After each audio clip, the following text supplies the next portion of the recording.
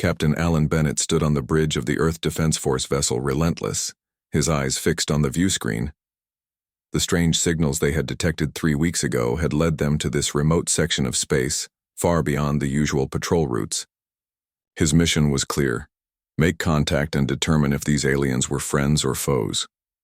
"Captain, we're approaching the coordinates," said Lisa Rodriguez, his second in command. Her hand rested near her sidearm, a habit from her years in the military. "Before joining the Space Force, all systems are nominal," reported communications specialist Olivia Wright from her station. "I'm still picking up those signals stronger now. Definitely artificial and definitely not human." Alan nodded. After 200 years of space exploration, humanity had yet to encounter another intelligent species. Until now. "Dr. Howard, any thoughts?" Alan turned to Greg Howard, the mission's xenobiologist, who was studying the data with intense focus. "Whatever they are, they're advanced," Greg said without looking up.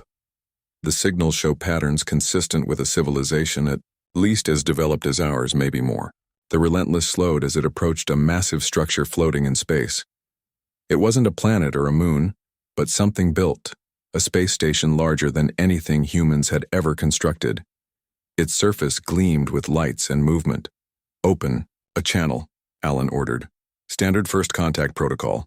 Olivia worked her console. "Channel open, broadcasting in all formats." Alan straightened his uniform. "This is Captain Alan Bennett of the Earth Defense Force vessel Relentless. We come in peace representing the United Earth Government.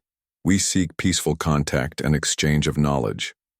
For several tense moments, nothing happened. Then, suddenly, the view screen flickered and showed an alien face. The creature had pale blue skin, large eyes, and no visible nose. When it spoke, its words were translated by the ship's computer. "Greetings, humans. I am Zillar, diplomatic representative of the Galactic Council. Your arrival was anticipated." The bridge crew exchanged glances. "Anticipated? We welcome you to Council space," Zillar continued.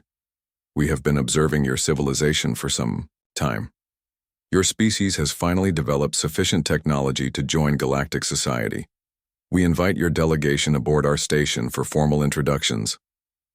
After a brief discussion with his crew, Alan decided to accept the invitation. He assembled a team including himself, Lisa Rodriguez, Dr. Howard, and Olivia Wright. They took a shuttle to the massive space station. The docking bay was enormous, with dozens of strange ships from what must be different alien species. As they exited their shuttle, they were met by Zillar in person. The alien was taller than any human, standing nearly 7 feet high with a slender build and movements that seemed almost liquid. "Welcome," Zillar said, making a gesture with 4 long fingers that might have been a bow. "The Council is most interested in your species. You are the first new civilization to reach space in nearly 300 cycles." Alan stepped forward. "We're honored to meet you and look forward to learning about the Council."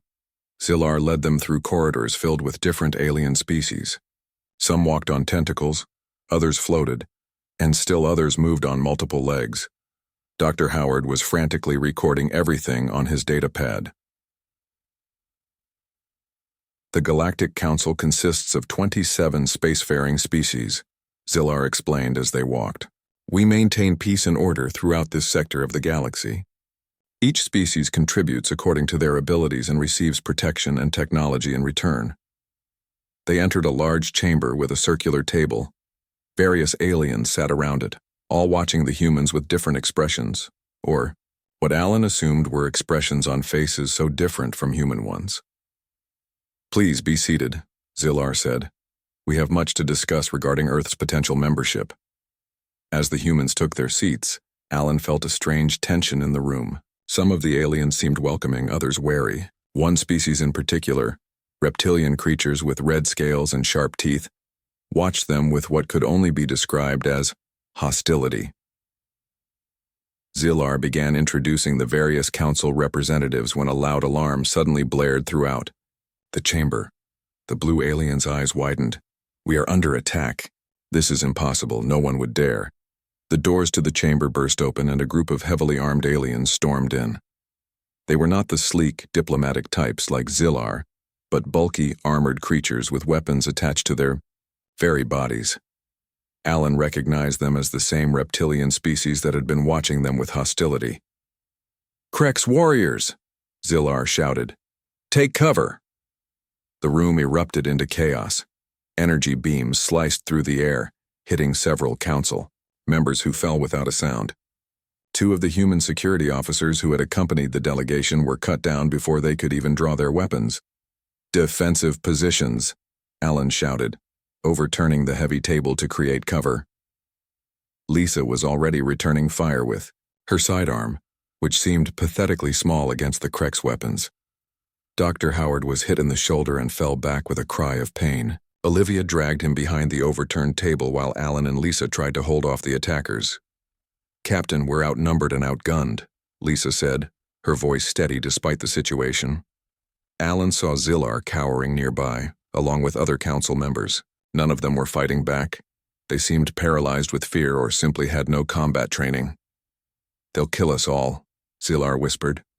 "The Krex have wanted to overthrow the council for generations. They must be using your arrival as an opportunity." Alan looked at his remaining team, 2 dead, 1 wounded, and the aliens who had invited them here unable to defend themselves. He made a decision. "Lisa, Protocol 7. Her eyes widened slightly, but she nodded. Protocol 7 was reserved for the worst scenarios, when diplomacy had failed and survival was the only goal. It authorized the use of all available human, military tactics without restriction. Lisa tapped her wrist communicator 3 times. From her belt, she pulled out what looked like small metal spheres and tossed them across the room. They rolled toward the Krex attackers. The spheres exploded not with fire, but with a pulse that made the Krex weapons malfunction. In the moment of confusion, Alan and Lisa moved with a speed and precision that seemed to shock the watching council members. They didn't just shoot to disable. They shot to kill. Where the Krex had expected cowering diplomats, they found trained human soldiers who had faced conflict throughout their history. Alan moved like water, each shot finding a vulnerable point in the Krex armor. Lisa was even more efficient using her combat knife when she ran out of ammunition. When the relentless security team burst in 2 minutes later, responding to Lisa's signal, the fight was already over. 15 Krex warriors lay dead or dying. Alan stood in the center of the room, a cut on his forehead bleeding down his face, his uniform torn, but his stance unwavering. The council members emerged from hiding, staring at the humans with new eyes. Eyes filled with shock and fear. "You killed them all," Zilar said, looking at the Krex bodies. "We expected you would try to retreat or surrender until help arrived." Alan wiped blood from his face. "We don't surrender to those who kill our people. On Earth, we have a saying. You don't just fight to win, you fight to make sure your enemy never wants to fight you again." Zilar looked at the other council members, who were all watching the humans with new understanding. "The council has maintained peace for 1,000 years through diplomacy and compromise," Zilar said quietly.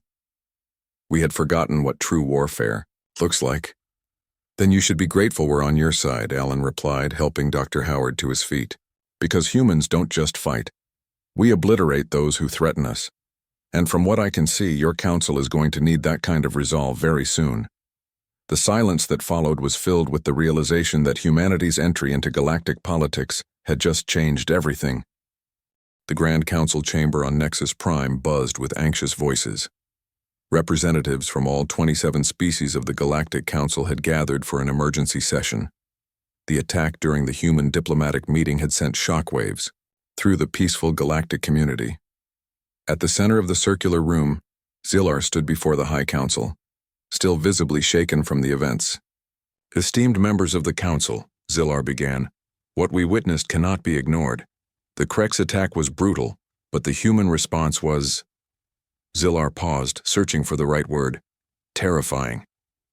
High Councilor Drex, a being made of shifting crystal formations, leaned forward. "Show us the recording, Diplomat Zilar." Zilar nodded and activated the central display. The holographic footage showed the attack from multiple angles. Many council members gasped as they watched the efficient way Captain Bennett and Officer Rodriguez eliminated the Krex warriors. They killed 15 Kreks in less than 3 minutes, said General Krav, the military advisor from the Ordo species. His gray, leathery skin wrinkled as he frowned. Even our most elite troops would struggle to match this level of combat efficiency. They didn't just defend themselves, Zilar added. They eliminated every threat with absolute precision. No hesitation, no mercy. Dr. Alara, the Council's leading xenoscientist, stepped forward. Her slender form glided across the floor, 6 delicate arms holding various data devices. I have studied the human transmissions we've intercepted over the years, she said. Their history is unlike any species in the Council. They evolved as persistence hunters on a planet filled with predators. Their entire civilization developed through constant warfare against nature and each other. She displayed images of human history, ancient battles, world wars, modern conflicts. Unlike most Council species who evolved beyond violence as they advanced, humans refined their capacity for warfare. They have a concept called total war, where they commit all resources to defeating an enemy completely. The Council chamber fell silent. For species that had enjoyed thousands of years of relative peace, the concept was alien and disturbing. High Counselor Drex's crystal form pulsed with blue light. What do we know of their military capabilities? General Krav displayed tactical data on the screen. They have a modest fleet by our standards, perhaps 200 warships, but their weapons technology is advancing rapidly. Most concerning is their tactical doctrine. They fight to eliminate, not to subdue. Meanwhile, aboard the Relentless, Captain Bennett and his crew were having their own emergency meeting. The ship remained docked at the Council station, but security had been doubled. They're afraid of us, said Lisa Rodriguez, reviewing the sensor readings of the Council station. Security personnel have tripled around our docking bay. Alan Bennett nodded. They should be cautious. The Kreks knew exactly when and where to hit us. This wasn't random. Someone on the Council might be working with them. Dr. Howard winced as the medical officer adjusted the bandage on his shoulder. The energy weapon had burned through muscle, but he would recover. The Council species seem genuinely shocked by violence, he observed. Their society appears to have evolved beyond physical conflict. The Kreks are the exception, not the rule. Olivia Wright entered the briefing room, her face serious. Captain, I've decrypted some of the Council communications. They're having an emergency session right now, about us. Back on Earth, defense. Secretary Patrick Miller sat at the head of a large table in the Pentagon. The transmission from the Relentless had arrived an hour ago, and Earth's leadership was scrambling to respond. So we've finally met aliens, and our first interaction ended in a bloodbath, Miller said grimly. Just perfect. Admiral Susan Clark, head of the Earth Defense Force, studied the combat footage. Bennett and Rodriguez handled themselves exactly as they should have. They protected their team and eliminated the threat. The question is how we respond now, said Miller. If this Galactic Council has 27 species, we're severely outnumbered. Admiral Clark nodded to her aide, who distributed tablets to everyone present. I propose we activate the Sentinel Protocol. Commander Ethan Jones is already assembling a special task force to prepare for potential conflict. On the display screen, images appeared of Commander Jones, a veteran of the Mars colonial conflict with a reputation for unconventional tactics and absolute loyalty. The Relentless is alone out there, Admiral Clark continued. We need to send reinforcements immediately while preparing our colonies for possible attack. Back in the Council chamber, the debate had grown heated. We should expel them from Council space immediately, shouted the representative from the Hive Collective, a species of insectoid beings. Their violence is contagious. That would be unwise, countered Zilar. They defended Council members against Krek's aggression. We owe them gratitude, not suspicion. General Krav paced the center of the chamber. The humans displayed combat, skills that suggest they could be valuable allies against the Krek's expansion. For centuries, we have tried diplomacy with the Kreks. It has failed repeatedly. Dr. Alara's soft voice cut through the argument. There is something else you should know about humans. They have a concept called loyalty. Once they consider you an ally, they will defend you with the same ferocity they defend themselves, the Council voted. The decision was narrow but final. Humanity would be isolated until they could determine if humans were too dangerous to include in galactic society. All communications and travel to Earth would be restricted, unknown to the Council, deep in Krex territory. A fleet was being assembled. The supreme commander of the Krex forces, a battle-scarred veteran named Draz, stood before a map of human space. "The Council has voted to isolate the humans," reported his intelligence officer. "They fear the humans' capacity for violence." Draz laughed, a harsh sound that made his subordinates flinch. "The Council has grown soft from centuries of peace. They have forgotten what real war looks like. We have not." He pointed to a small dot on the map, a human colony in the Proxima Centauri system. "We will strike here first. A small colony, lightly defended. We will crush them quickly to show the humans their place in the galaxy." The Krex officers saluted, their scaled arms striking armored chests with metallic clangs. "Prepare the armada," Draz ordered. "The humans humiliated our warriors on the Council station. They will learn what happens when they make an enemy of the Krex." As the Krex fleet prepared for war, Captain Bennett received the Council's decision from Zillar personally. "I am sorry, Captain," Zillar said, genuine regret in those large eyes. "The Council fears what they do not understand. They have ordered your ship to return to Earth immediately.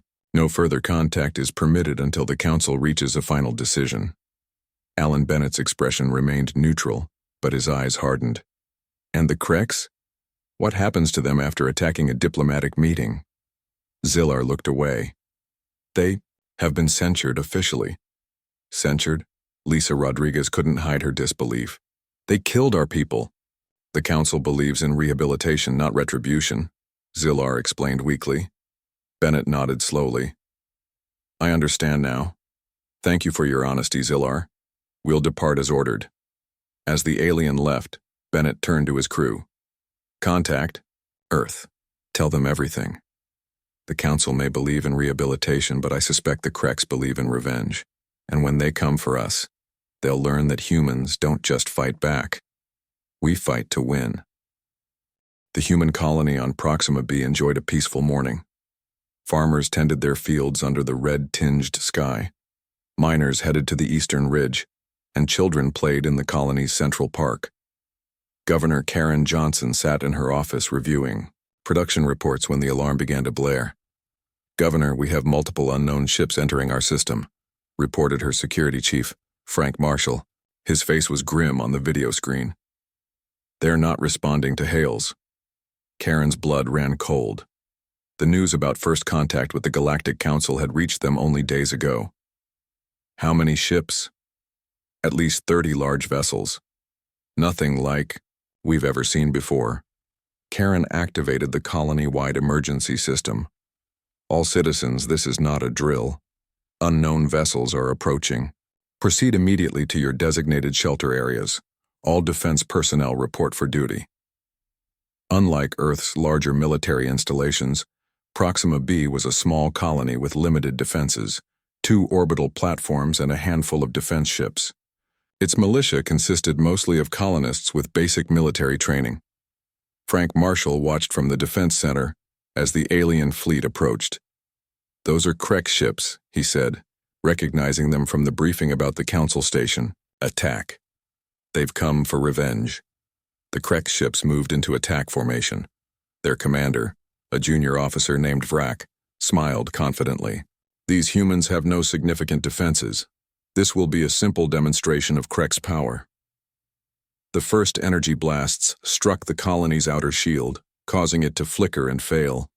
The 2 human defense platforms returned fire, scoring hits on a Krex cruiser but doing minimal damage. "They're targeting civilian areas," shouted a sensor operator as the Krex ships launched a second volley. Frank gritted his teeth. "Launch all defense ships. Direct civilians to the emergency bunkers." He knew their chances were slim, but Proxima B would not fall without a fight. The colony's 5 defense ships rose to meet 30 Krex warships. The battle in orbit was brief and brutal. 3 human ships were destroyed in the first exchange. The 4th was badly damaged. Captain Sam Barnes of the colony defense ship Defiant watched his crew dying around him, his ship breaking apart. Instead of retreating, He made a decision. Set collision course with the Krex command ship. Full power. 2 engines. The Defiant accelerated toward the largest Krex vessel, ignoring the weapons fire tearing at its hull. The Krex commander, Vrak, watched in disbelief as the human ship, trailing debris and fire, deliberately rammed into his vessel's command section. The resulting explosion destroyed both ships completely. On the ground, the colony's situation grew desperate. Krex landing craft deployed troops, scaled warriors in heavy armor carrying energy weapons. They expected to find terrified civilians.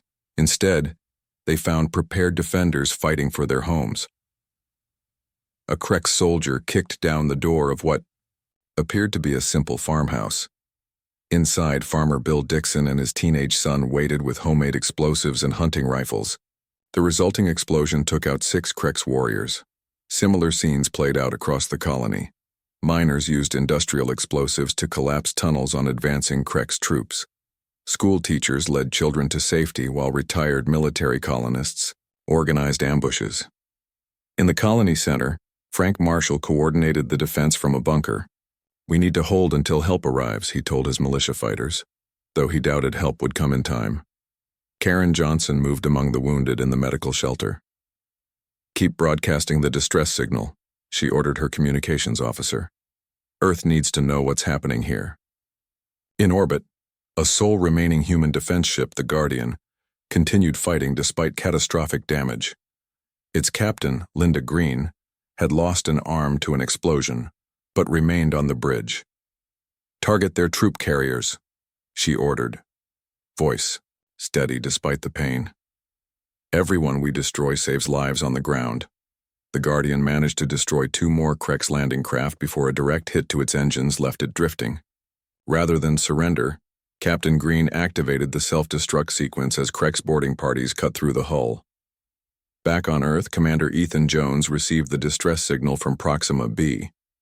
He immediately reported to Admiral Clark and Defense Secretary Miller. "The colony is under heavy attack," he reported. "Casualty reports are high. They need immediate assistance."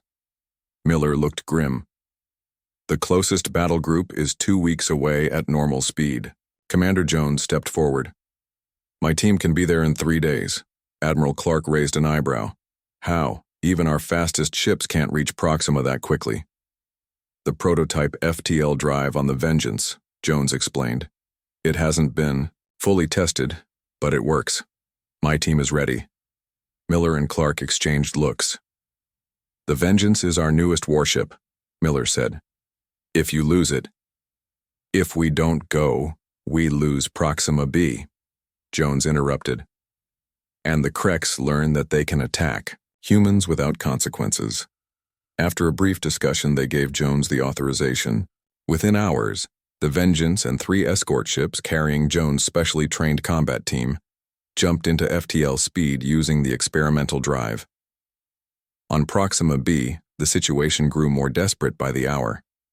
The militia fought street by street, building by building. The Krex, initially confident of easy victory, found themselves in a grinding battle against opponents who refused to surrender. "They fight like cornered predators," reported a Krex officer to Commander Vrak's replacement. "Even their non-warriors fight to the death." The new Krex commander Grax watched the battle from orbit with growing frustration. "They are just colonists. How can they resist our elite warriors?" Hidden in the Council observation vessel watching the battle from a distance, Ziller and Dr. Ilara recorded everything. They had disobeyed the Council's isolation order to follow the Krex fleet. "This is worse than I feared," Zillar said quietly. "The Krex are committing war crimes against civilians," Dr. Ilara continued recording. "The humans fight with remarkable determination. Look at their tactics. They're luring Krex forces into ambushes despite being outgunned." On the 7th day of fighting, with the colony in ruins and the militia down to their last ammunition, Frank Marshall gathered the remaining fighters in the underground command center. "We've lost contact with the Eastern District," he reported. "The Krex have control of the spaceport and the power plant. We have perhaps 1 day of supplies left." Karen Johnson, her arm in a makeshift sling, looked at the tired faces around her. We will not surrender. Every hour we fight gives Earth more time to respond. Just as she finished speaking, the communications officer shouted, "Governor!" Multiple new contacts just appeared in the system. They're moving faster than anything I've ever seen. In orbit, Commander Grax received the same report from his sensor operators. More human ships? Impossible. Their nearest base is weeks away. Vengeance dropped out of FTL directly behind the Krex fleet, followed by its 3 escort ships. Commander Jones stood on the bridge, watching the tactical display. "The colony still stands," he said with grim satisfaction. "Target the Krex command ship first, then their landing craft. Prepare boarding teams." The Krex fleet, caught by surprise, tried to reorganize to face this new threat. But the human ships moved with unexpected speed and coordination, executing a perfect pincer movement that the Krex military doctrine had never encountered. In the Council observation vessel, Zillar watched in astonishment. They jumped their ships directly into combat position. The Council believed that kind of precision FTL jump was technically impossible. Dr. Ilara's recording devices captured everything. The Council needs to see this. The humans don't fight, like any species we've encountered before. As Commander Jones's ships tore through the surprised Krex fleet, he sent a message to the colony below. "Proxima B, this is Commander Jones of the Earth Defense Force. Hold fast. We're coming to get our people back." On the surface, the colonists cheered as Krex ships began falling from the sky, struck by precision weapons fire from the Vengeance. Karen Johnson looked up through a broken window at the flashes of light in the sky. "I told you," she said to Frank Marshall. "Humans don't abandon their own." The Krex retreat from Proxima B was chaotic and desperate. Commander Jones's surprise attack had shattered their fleet. Of the 30 ships that began the assault, only 9 limped back to Krex territory. Their ground forces were completely destroyed or captured. On the Krex homeworld, Supreme Commander Draz received the news with cold fury.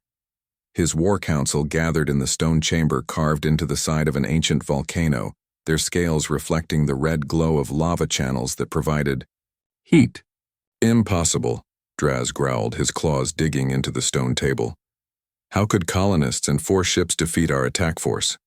The intelligence officer, still trembling from delivering the bad news, played a recording. "The humans used tactics we've never seen before. Their ships appeared directly behind our fleet using some form of advanced faster-than-light technology.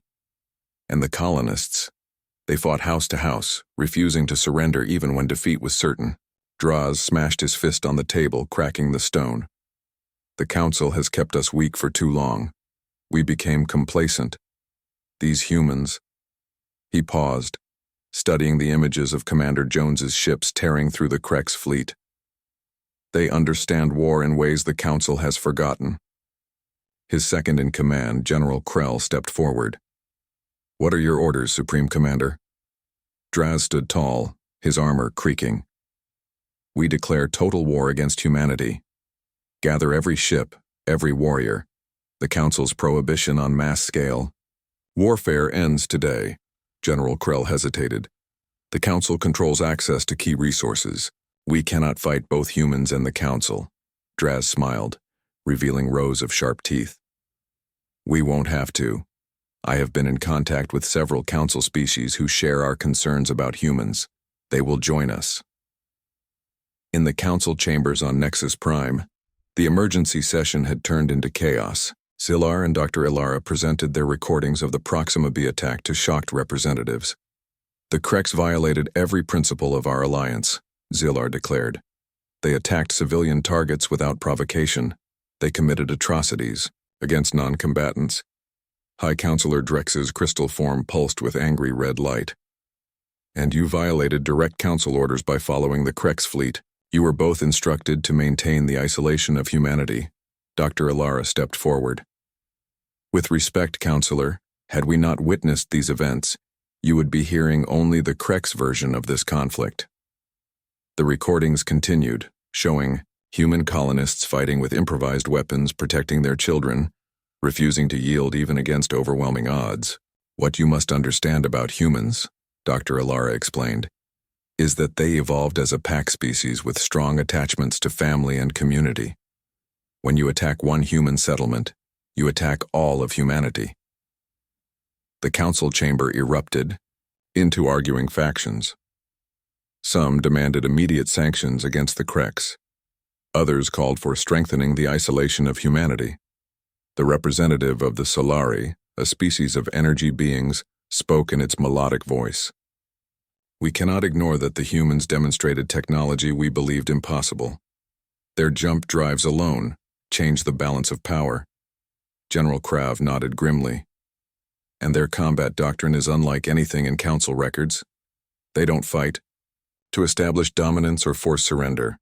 They fight to completely neutralize threats. On Earth, President Laura Dixon addressed an emergency session of the Global Senate. The chamber was packed with senators representing every nation and colony. Fellow citizens of Earth, she began, her voice steady despite the gravity of the situation. 3 days ago, our colony on Proxima B was attacked by an alien species known as the Kreks. This unprovoked assault targeted civilian populations and resulted in significant casualties. Screens displayed images of the devastation. The senators sat in stunned silence. Commander Jones and his rapid response team managed to drive off the attackers and are currently assisting with recovery efforts. But make no mistake, this was only the beginning.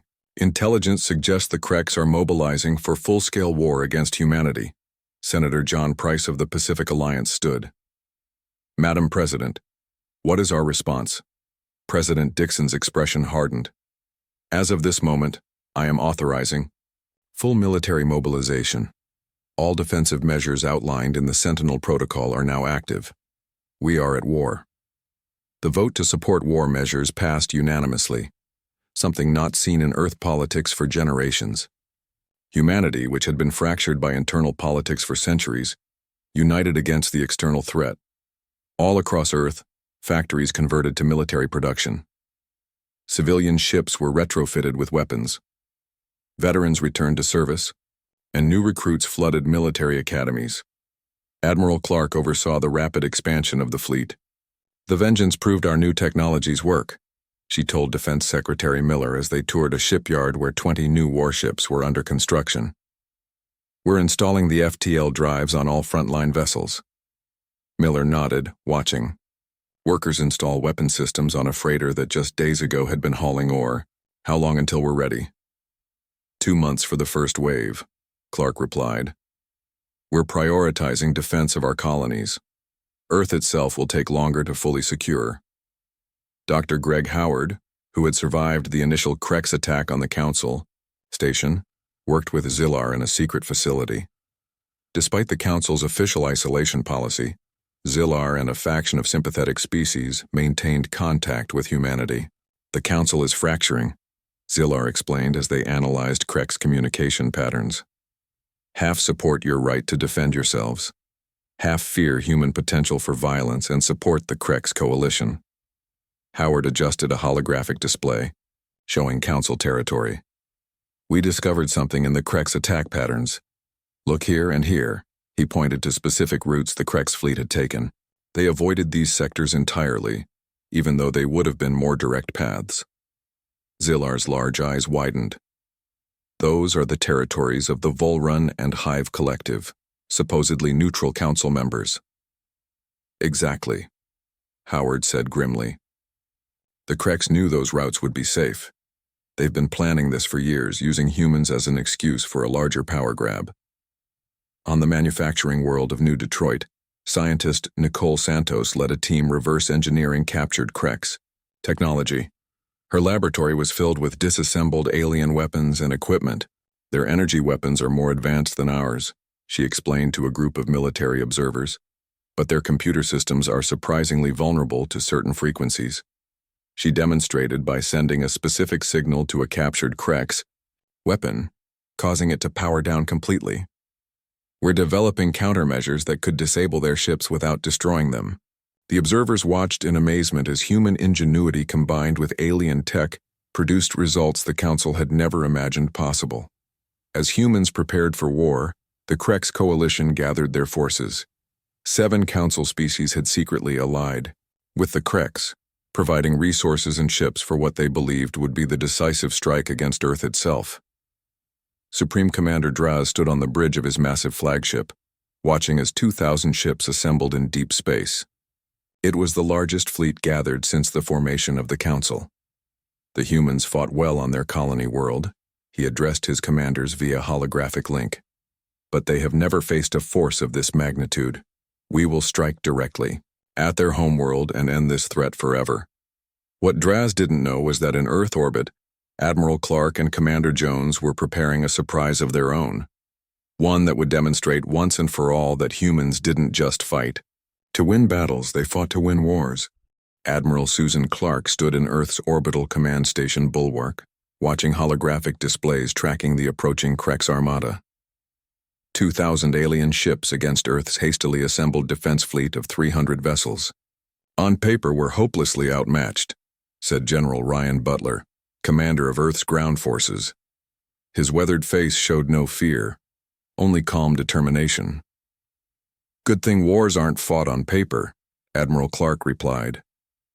She touched a communication panel. All ships, this is Admiral Clark. The enemy will reach our outer marker in 60 minutes. You all know what's at stake today.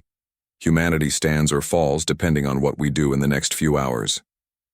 Commander Ethan Jones listened from the Bridge of the Vengeance. His ship had been upgraded since the Proxima B rescue, now sporting technology reverse-engineered from captured Krex vessels. All teams report ready, his second-in-command informed him. Jones nodded. Begin Operation Thunderclap. Across the solar system, hidden ships and stations activated. Human ingenuity had been working overtime for the past 2 months. Mining drones had been converted to weapon platforms. Asteroids had been hollowed out to hide ships. Jupiter's moons concealed missile batteries. The Krex fleet entered the solar system in tight formation, exactly as Supreme Commander Draz had planned. His flagship led the way, weapons charged and ready to break Earth's defenses. No sign of significant resistance, reported his sensor officer.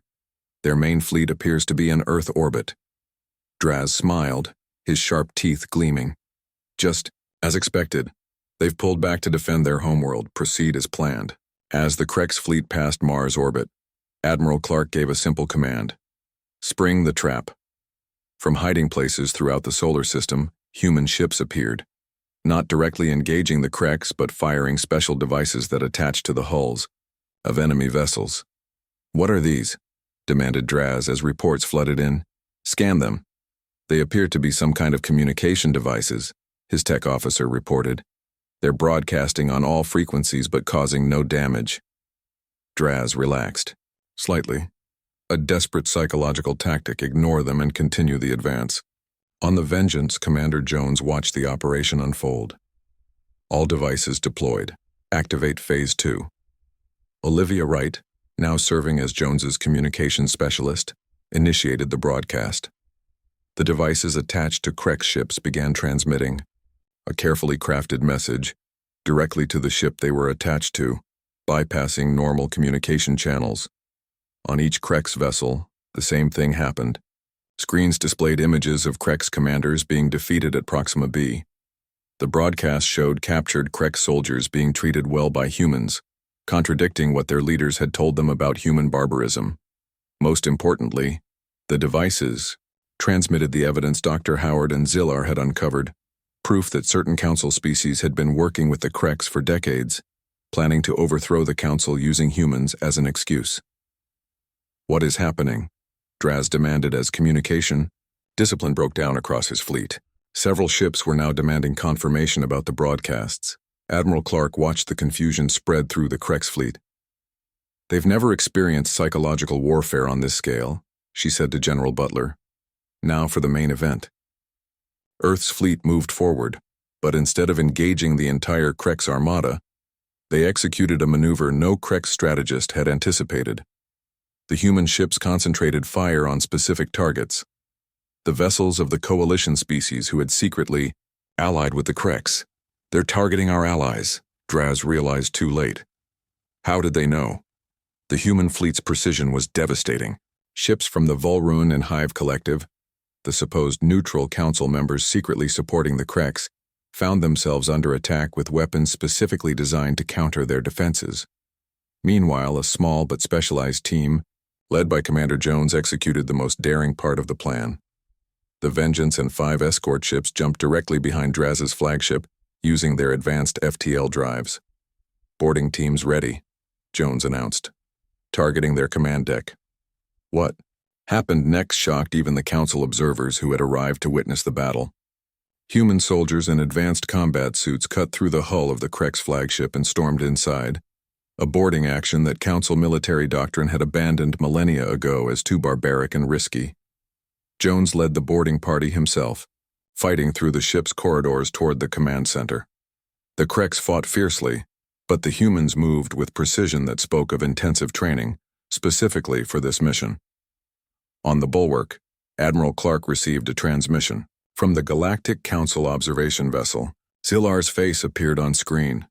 "Admiral, what are your forces doing? Boarding actions are considered barbaric by Council standards." "We're not fighting by Council standards," Clark replied calmly. "We're fighting to win." Supreme Commander Draz was in the middle of ordering a tactical retreat when the doors to his command center exploded inward. Commander Jones and his team stormed in, weapons ready. "Supreme Commander Draz," Jones said, his voice level despite the chaos around him. "In the name of Earth and her colonies, you are under arrest for war crimes against civilian populations." Draz roared and lunged at Jones with natural Kreks weapons, claws and teeth designed to tear flesh. Jones sidestepped and disabled the Kreks commander with a precise shot to his leg. "We could kill you," Jones said as his team secured the command center. "But humans have learned something your species hasn't: the difference between winning a battle and winning a war." Throughout the Kreks fleet, the news spread rapidly. Their supreme commander had been captured. The coalition allies were retreating. The broadcast had sown confusion and doubt. Within hours, the massive Kreks armada began to fragment. Some ships surrendered, others retreated. The coalition that had seemed unstoppable just hours before was collapsing. In the Galactic Council emergency session, the recordings of the battle left representatives speechless. They had expected either a Kreks victory or a desperate last stand by humans. Instead, they witnessed a carefully orchestrated plan that had neutralized a superior force with minimal casualties on both sides. The humans could have destroyed the entire Kreks fleet, General Krav observed. They had the tactical advantage and the element of surprise. Instead, they captured their leadership and forced a surrender. High Counselor Drex's crystal form pulsed with thoughtful blue light. "Perhaps we have misjudged these humans." 3 weeks later, Captain Alan Bennett stood beside Zilar in the newly rebuilt council chambers. The Kreks coalition had surrendered unconditionally. Supreme Commander Draz and his conspirators were facing justice for their crimes. Most significantly, humans had been granted a permanent seat on the Galactic Council, not because they were loved, but because they were respected and feared. "Your species has changed the balance of power in ways we never anticipated," Zilar said as they watched representatives gather for the first session with humanity as full members. Bennett nodded. "Humans have a saying: if you want peace, prepare for war. We never wanted this conflict, but when forced to fight, we fight completely. You humans don't just fight to win," Zilar observed. "You fight to end the very possibility of having to fight again." Bennett's response was simple. "That's because for humans, war isn't a contest, it's a failure. And when we're forced to address that failure, we make sure the lesson is learned completely." As President Dixon took her seat in the council chamber, representing all of humanity, a new era of galactic politics began. One where the peaceful species of the council had been reminded that sometimes maintaining peace required the capacity for decisive action, and no species in the galaxy understood that better than humans.